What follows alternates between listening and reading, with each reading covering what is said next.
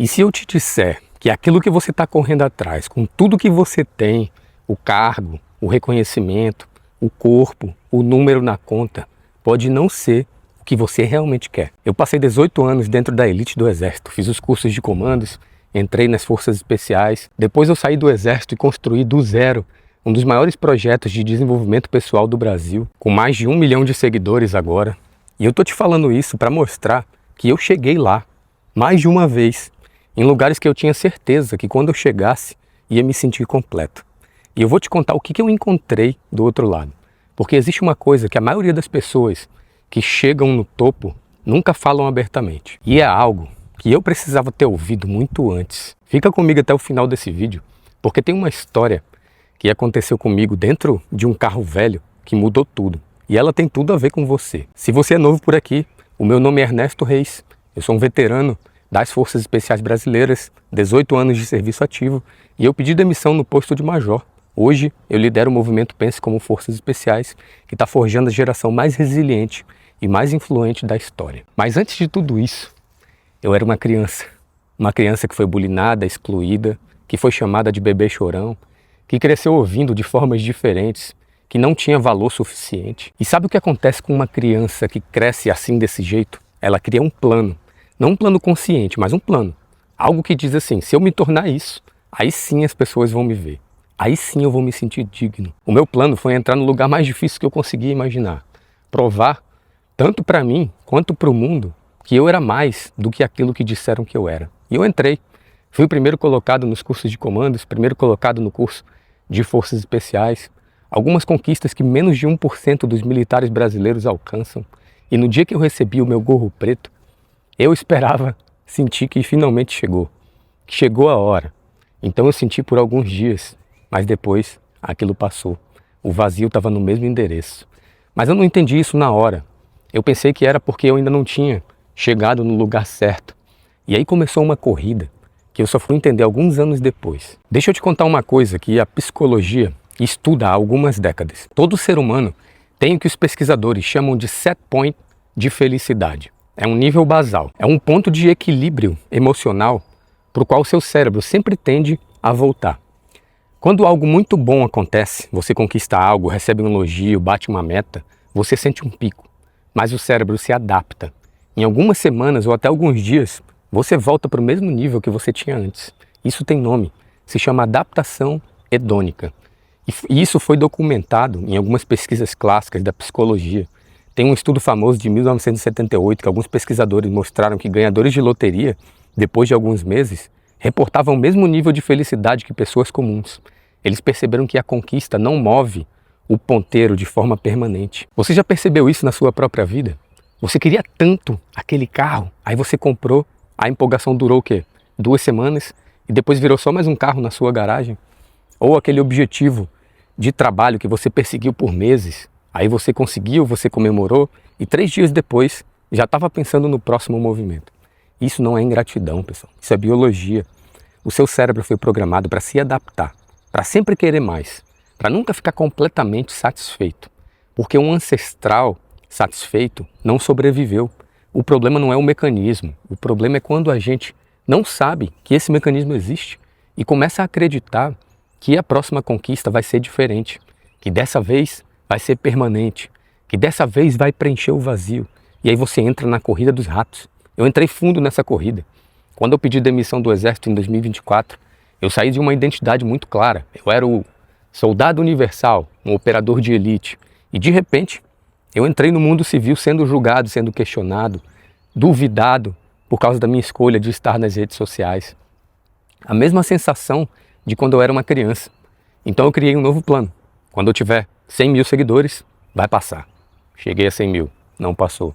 Quando eu tiver 500 mil, vai passar. Não passou. Então eu cheguei a 1 milhão de seguidores. E aí aconteceu algo que eu não esperava.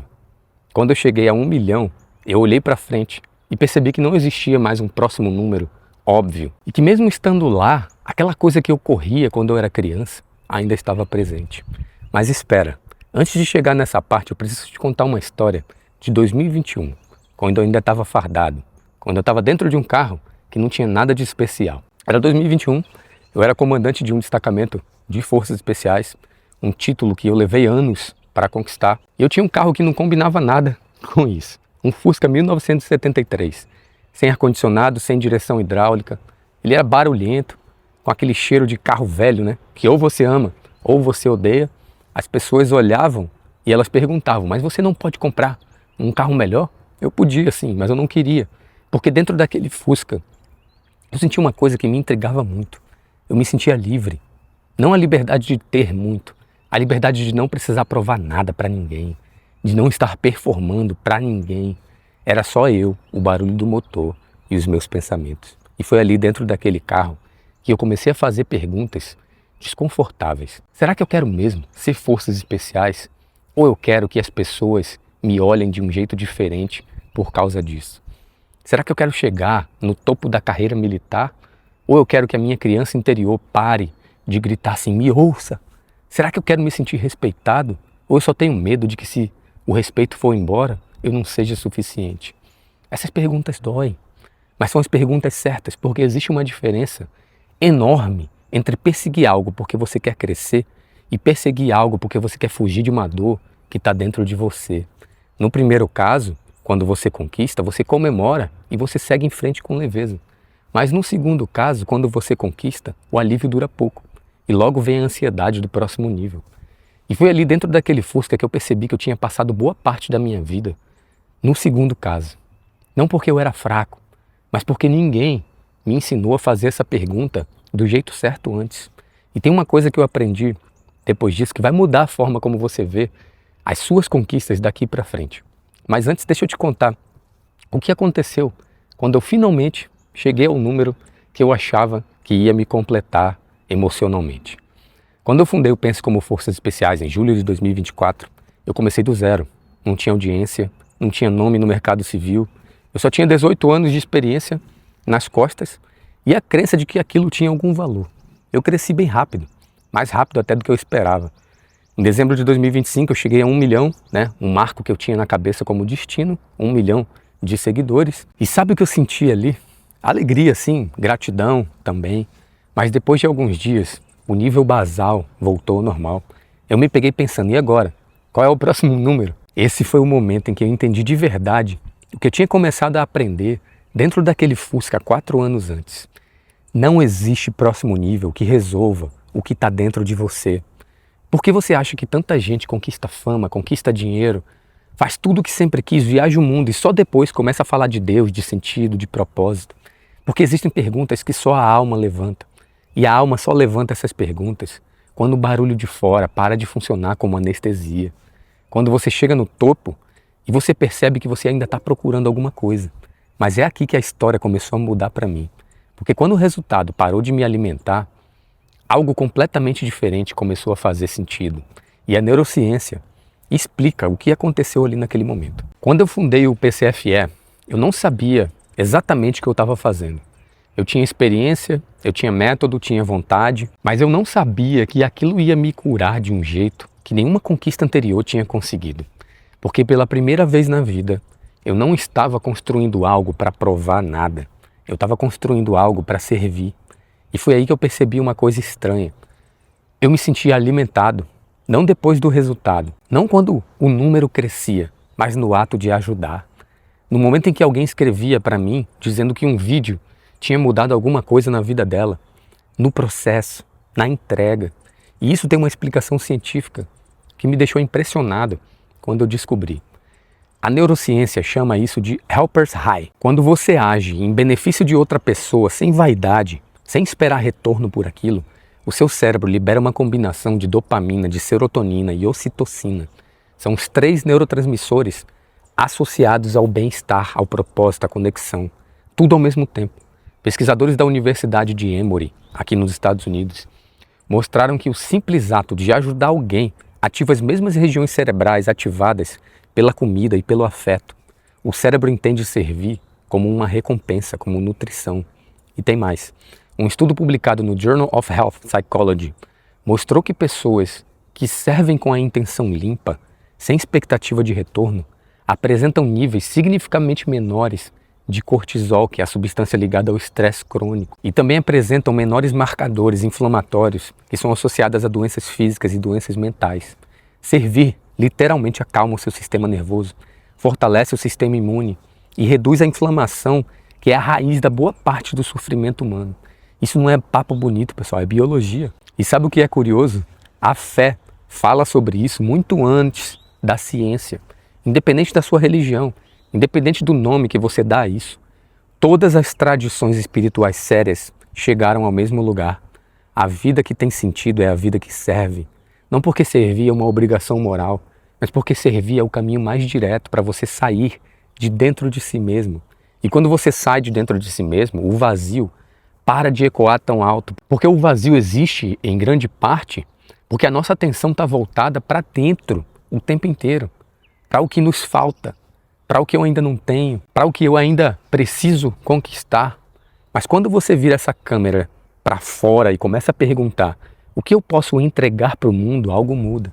A motivação passa a vir do ato, não do resultado. E a motivação que vem do ato não depende de número, não depende de aplauso, de validação. Ela não oscila com o algoritmo. Ela não entra em colapso quando o seu vídeo não performa.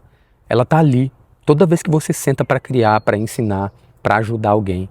Eu aprendi isso fundando o PCFE, que viver para abrir caminhos que talvez você nem percorra, mas saber que por sua causa outros passaram seguros, onde você quase quebrou, isso alimenta você de um jeito que nenhuma conquista material consegue imitar.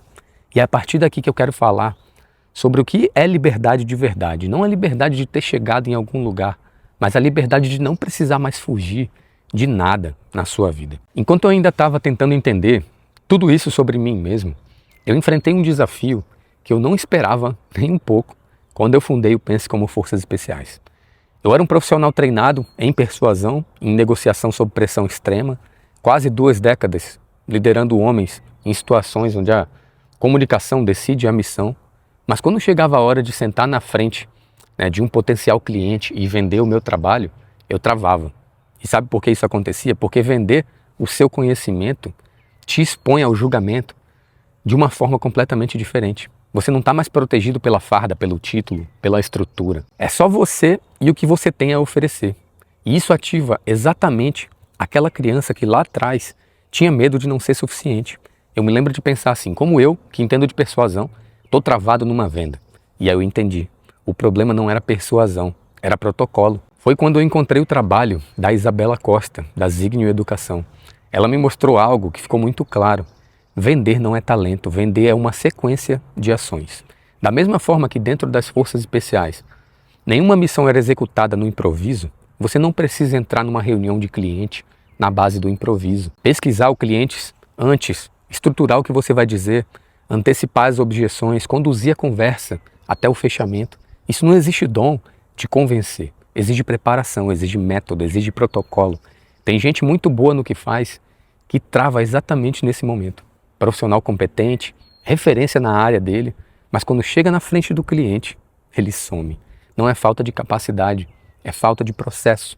E é exatamente isso que a Isabela Costa ensina no programa O Primeiro Vendedor, na Zignio Educação. Não é um curso gravado genérico, é um acompanhamento individualizado. Ela faz uma sessão prática de análise do seu negócio e te indica o que você precisa fazer para destravar as suas vendas. Se você é um profissional ou um empresário e está à frente das próprias vendas e aquela conversa com o cliente ainda parece uma caixinha de surpresa, o link está na descrição desse vídeo. Vale muito a pena dar uma olhada. Mas agora, a pergunta que você deve estar se fazendo. Então, o que é felicidade de verdade, Ernesto?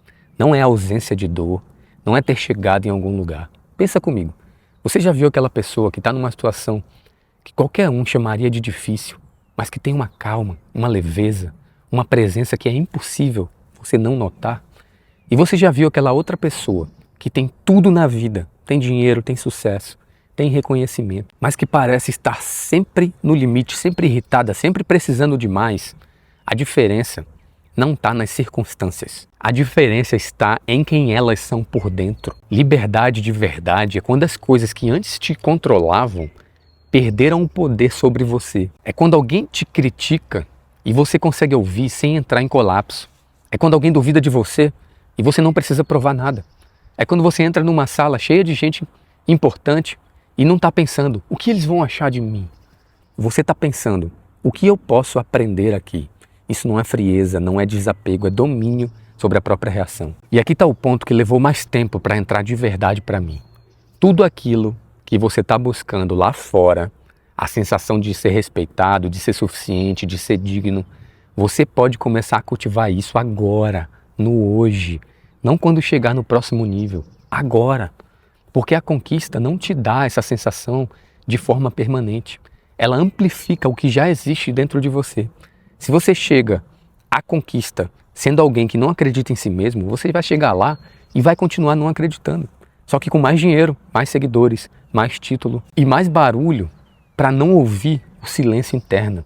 Mas se você começa a trabalhar agora, enquanto ainda está na jornada, a questão de quem você é, então quando a conquista chegar, ela pousa em terreno sólido e você consegue aproveitar essa conquista de verdade. Eu quero te deixar com uma prática simples.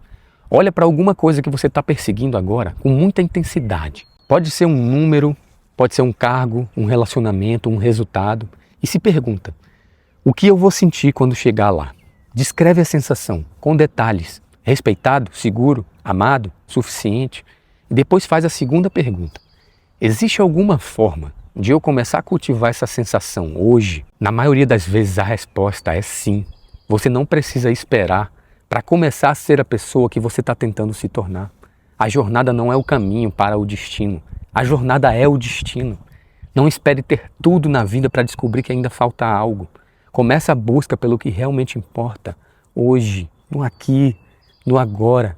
Escreve aí nos comentários qual é a coisa que você mais quer conquistar agora e o que você acha que você vai sentir quando você chegar lá. Eu leio todos os comentários e se esse vídeo chegou em você e era o que você precisava ouvir hoje, compartilha com alguém. Às vezes uma conversa no momento certo muda uma jornada inteira. E agora antes de você sair tem um vídeo que eu preciso que você assista. Ele fala sobre algo que está te travando agora, silenciosamente, sem você perceber.